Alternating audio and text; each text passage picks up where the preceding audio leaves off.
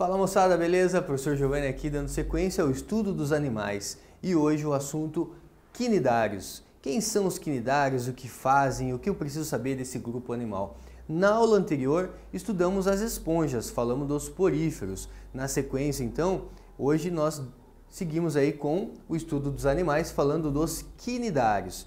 Veja, lá nos poríferos nós vimos que tinha uma célula importante que era o coanócito. Aqui também vai ter uma célula bem importante que vai ser o quinidócito. Então lá era o coanócito. Aqui nos quinidários nós temos os quinidócitos ou quinidoblastos, que são células bem importantes, tão importantes que dão nome ao grupo, né? Quinidário vem, né, dessa parte, porque quinidócito está associado, quinido está associado a urticante, ou seja, são tentáculos urticantes que esses animais possuem, que podem causar aí queimaduras em outros animais, inclusive no ser humano. Então bora lá dar uma conferida. Os quinidários, né, como que funciona a organização corporal de um quinidário? Então vamos dar uma olhada na organização corporal e aí você já tem ideia de quem nós estamos falando, né? Quem pode ser aí os quinidários, né, representantes desse grupo. Então nós temos aqui a forma corporal, pode ter a forma de um pólipo. Existem alguns quinidários que nós classificamos como as hidras. As hidras têm esse formato então de pólipo, mas tem também as medusas, né? E as medusas daí nós temos o formato das águas-vivas. Então as águas-vivas têm esse formato aqui, certo? Então quem são os quinidários? Temos as hidras, as águas-vivas, a anêmona também tem essa forma de pólipo, né? A anêmona é um quinidário que vive fixo ao substrato. A gente diz que é séssil, né? O que é um animal séssil? É um animal fixo, certo? Então quando falar para vocês, olha, as anêmonas são animais sésseis, são animais que vivem fixo ao solo, né? Não ao solo, mas ao substrato, beleza? O máximo que uma anêmona faz é movimentar os tentáculos, mas ela está fixa no substrato, beleza? Então forma corporal, estrutura corporal de um quinidário na fase de pólipo, de um quinidário na fase de medusa, legal? Aqui você vê o seguinte, nós pegamos então aqui um quinidário, um pólipo, né? E a gente vai pegar um recorte aqui no corpo desse quinidário e dar um zoom, certo? Vamos dar um zoom para ver como que é formado o corpo de um quinidário, o que ele tem de especial. Então a gente vê que tem ali, né, uma mesogleia. Essa mesogleia é importante, gente, porque a mesogleia é uma camada gelatinosa que fica aqui, ó, e nessa camada gelatinosa nós encontramos células nervosas. É uma novidade, gente, possuir células nervosas é uma novidade em relação aos poríferos. Poríferos não tinham células nervosas, nem células nervosas, nem células musculares, por exemplo. Então aqui nós vamos encontrar, por exemplo, células nervosas. Vamos encontrar nessa mesogleia, né, células nervosas. Então uma novidade aí evolutiva. O que mais? Temos células, gente, musculares, digestivas. Então temos novidade também em relação à possibilidade de células mioepiteliais aqui nos quinidários, certo? Gastroderme, ele chama isso aqui de gastroderme, que está relacionado à cavidade gastrovascular. Então aqui tem uma digestão que ela começa numa cavidade, uma cavidade chamada gastrovascular, e ela termina sendo intracelular ainda, né? Então lá nos poríferos você viu que a digestão era exclusivamente intracelular lá nos coanócitos. Aqui a digestão começa em uma cavidade chamada cavidade gastrovascular, então tem ali uma gastroderme, certo? Temos aqui uma epiderme, temos ali células sensoriais, beleza? Mas eu gostaria que você desse atenção para essa célulazinha aqui, ó. Essa célulazinha aqui é chamada de quinidoblasto. Então veja que existem quinidoblastos aqui, ó, nessa parte que a gente chama ali de epiderme. E o quinidoblasto, a gente pode trazer um slide só para ele, de tão importante que ele é. Então você vê aqui o que? Um quinidoblasto. Quinidoblasto ou quinidócito, tanto faz, tá? Quinidoblasto ou quinidócito. Você está vendo aqui então uma célula urticante. Talvez alguns de vocês, né, já sofreram queimadura aí por uma água viva, então agora você vai entender como que pode acontecer uma queimadura dessa. Esse quinidoblasto, ele tem aqui uma estrutura que funciona como um sensor que a gente chama de quinidocílio. Quando você encosta nesse sensor aqui, nesse quinidocílio, ele vai disparar o quê? Ele vai disparar um nematocisto. E o que é um nematocisto, Giovanni? O nematocisto é como se fosse um chicotinho, ó. Então, uma vez que você encosta no quinidocílio, esse nematocisto ele acaba saindo para fora. Existe uma abertura aqui chamada de opérculo.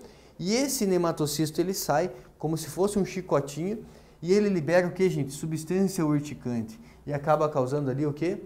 Queimadura. Então esse filamento aqui é um filamento urticante que pode causar então aí queimaduras em outros animais, muitas vezes até matando e paralisando outros animais. No caso do ser humano, normalmente causa queimaduras, podendo ser queimaduras bem graves, certo? Então lembre-se, essa é a principal célula. Falou de quinidoblasto, falou de quinidócito, você já sintoniza teu pensamento aí com os quinidários, certo?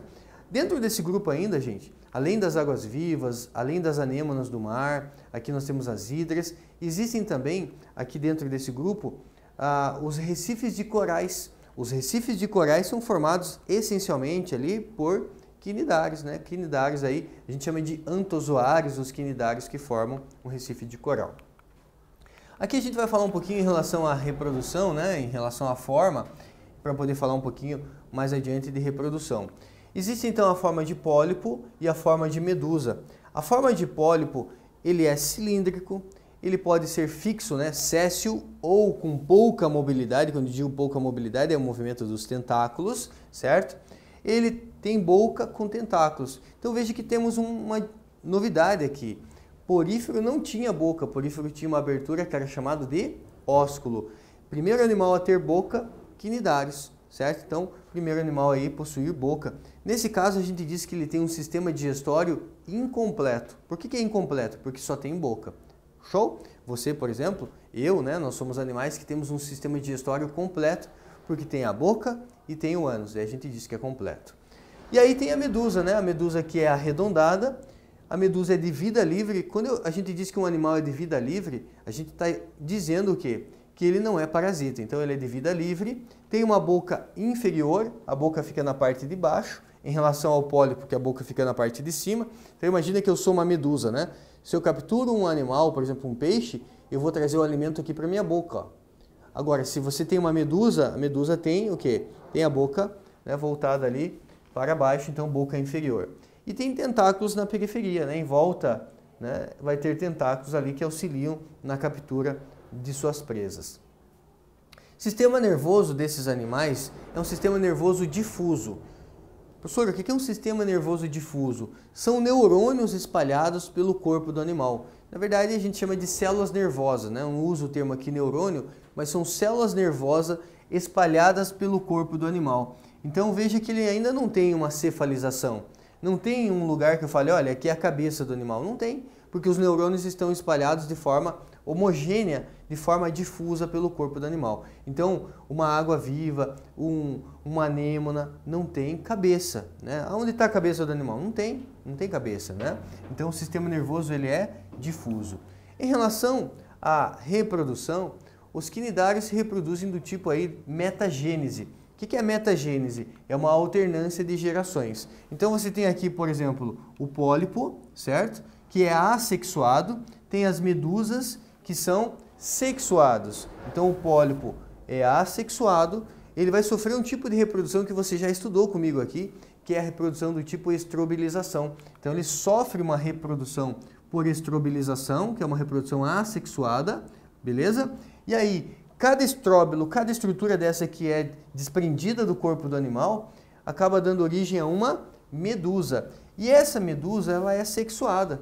Ela sofre meiose e a meiose nos animais forma gametas. E esses gametas fecundam. Fecundando esses gametas vai formar aqui uma larva chamada de larva plânula.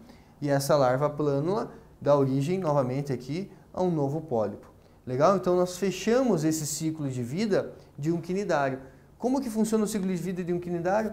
Por alternância de gerações. Uma geração que é o pólipo, que é assexuado, em relação a uma geração que é a medusa, que é sexuada. Show de bola? Isso é metagênese, isso é alternância de gerações em quinidários. Aqui você vê queimaduras, né? Podem ser queimaduras bem graves aí, causadas então por água-viva, certo? Caso algum dia você sofra queimadura, tá lá na praia, tá de férias, e aí você sofra alguma queimadura por água-viva, o que é o correto fazer?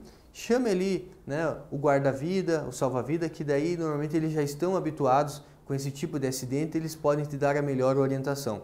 Então não saia colocando, né, Por exemplo, tem gente que fala, tem que colocar um pouco de xixi na queimadura, tem que colocar vinagre. Talvez alguma coisa aí possa funcionar, mas sempre procure ajuda. Os guarda-vidas, os salva-vidas, nesse momento, eles estão bem preparados para poder socorrer vocês. Beleza? Vamos lá, então. Agora você vai ver um vídeo aqui mostrando exato o momento da captura, né? Ele vai mostrar detalhes para nós do nematocisto ali sendo liberado. Então, acompanhe aqui por gentileza. Então, você vê aqui um quinidário, né, na fase de pólipo, é uma anêmona. E ali você vê os tentáculos da anêmona. E agora ele vai dar um zoom ali para nós para mostrar o quê? Os quinidócitos, né?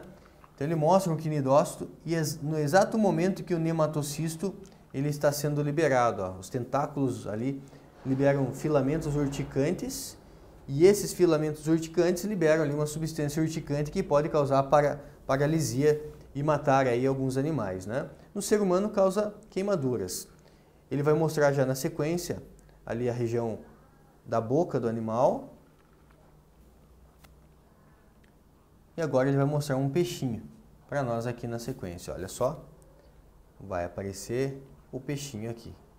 Um peixinho simpático. E aí o que acontece? O peixinho vai dar um rolê, se ele der uma marcada, o que acontece? Se ele encostar nos tentáculos da anêmona, ela captura o peixinho, quer ver? No momento que ele dá uma encostada no tentáculo, ela captura ele. E aí já puxa ele para a região bucal, ó.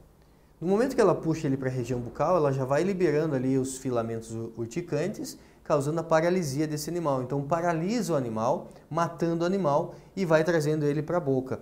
Então eu poderia dizer para vocês que os quinidários são animais, o que, gente? Carnívoros. São animais carnívoros, porque eles, né? Olha só, uma anêmona está comendo um peixe, para você ter ideia.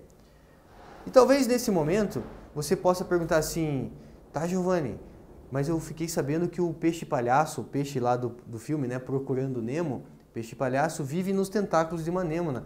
Por que ele não morre? Porque ele tem ali uma substância que ele produz, ali um muco que ele produz na superfície corporal, que protege ele contra a ação desses filamentos urticantes. Então ele consegue circular por ali livremente, certo? Vamos dar uma olhada em um exercício aqui para a gente fixar o nosso conteúdo?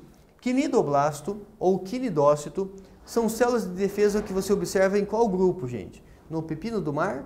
Ah, professor, nem sei o que é pepino do mar. Pepino do mar é um equinodermo, lá parente das estrelas do mar. Aí tem paramécio, paramécio é um protozoário, então não é.